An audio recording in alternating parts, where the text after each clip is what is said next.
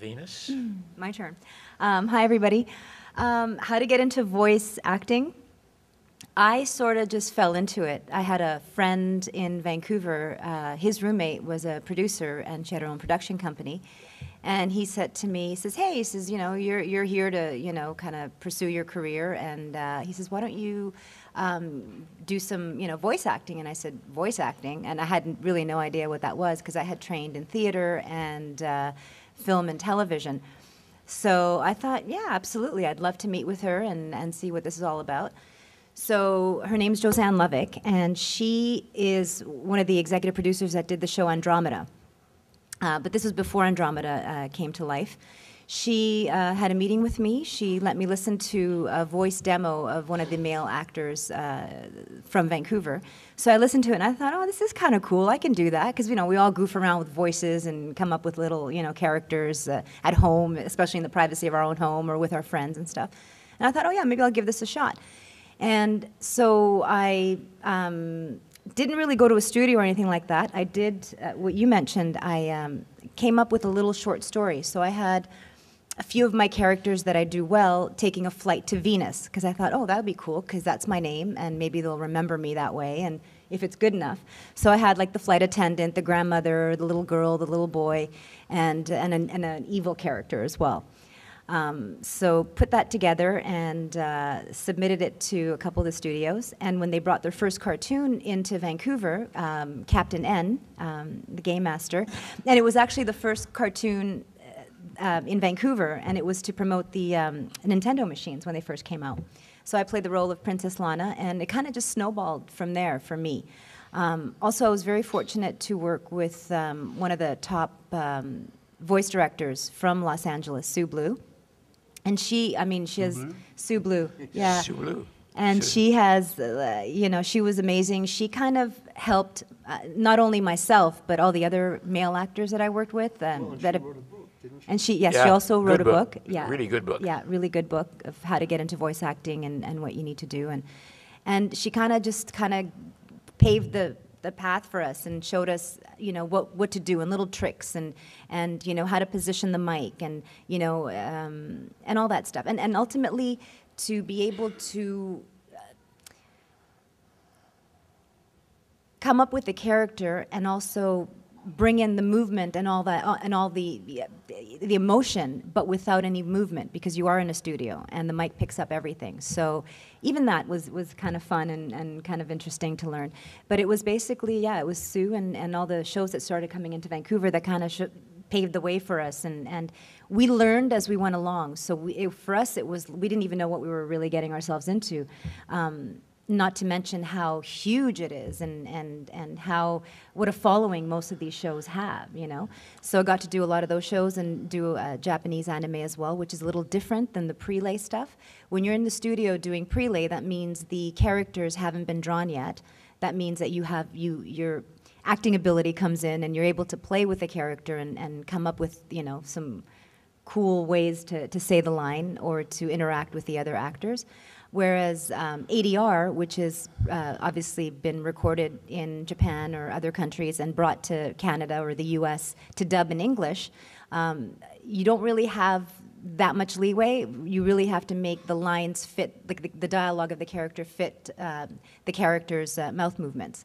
So that's interesting too, and that's also a learning curve. And there's two different ways to do it. Back in the day, we used to do it with the 3 beeps. In your headset, you'd hear the 3 beeps, and as soon as the beep stopped, you'd start talking as soon as the character would open its mouth. And there was also the line we used to do where you're in a studio and you've got this big screen and you see a line, and as soon as it crosses and it ends, then you begin speaking. So that was another way that we dubbed shows as well.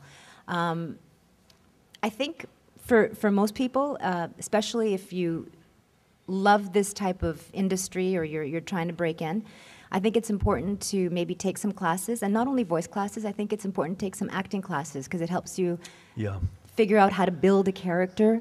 It gives you confidence. It builds, just knowledge. I think knowledge is power in anything that you do, and the more you read up on it, or the more, you surf on the web to figure out, how the best way to get into it and what works for you would be a good thing. Also, you know, maybe hook up with a studio that you have near your home that you can maybe go in and make a deal with one of the, you know, technicians in there and say, hey, you know, I'm interested in doing a voice tape, you know, how much would it cost me? Because it can be expensive, renting studio time as well. So something to definitely do your research and maybe practice a little bit at home on your recorder, or everyone has iPhones now that have like voice recorders. You can practice your voices on that.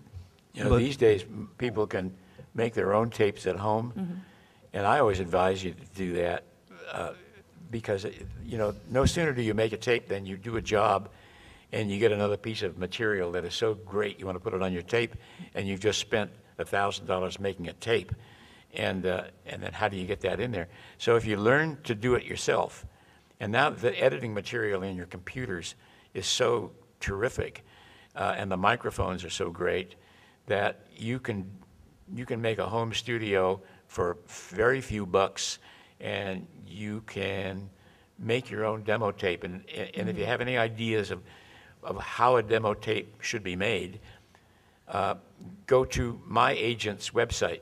It's arlenethornton.com, and click on animation and listen to the voices and see how the tapes are made. They're little short pieces that one has no relation to the other.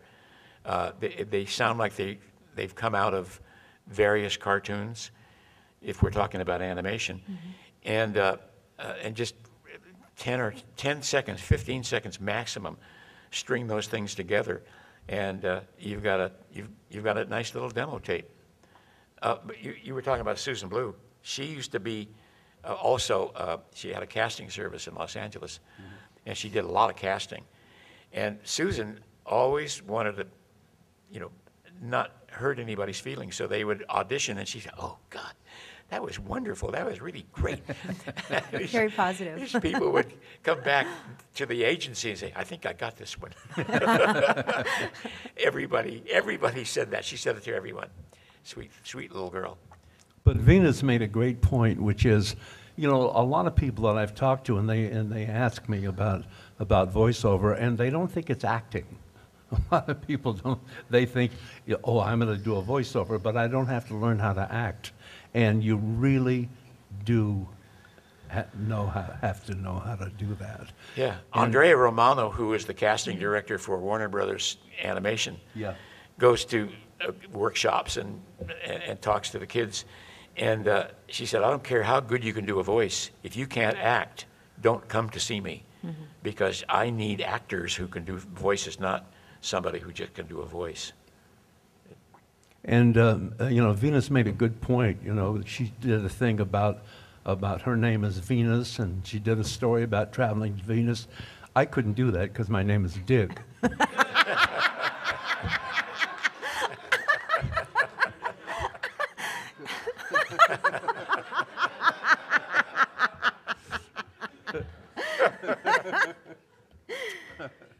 Yeah, that's right, Dick.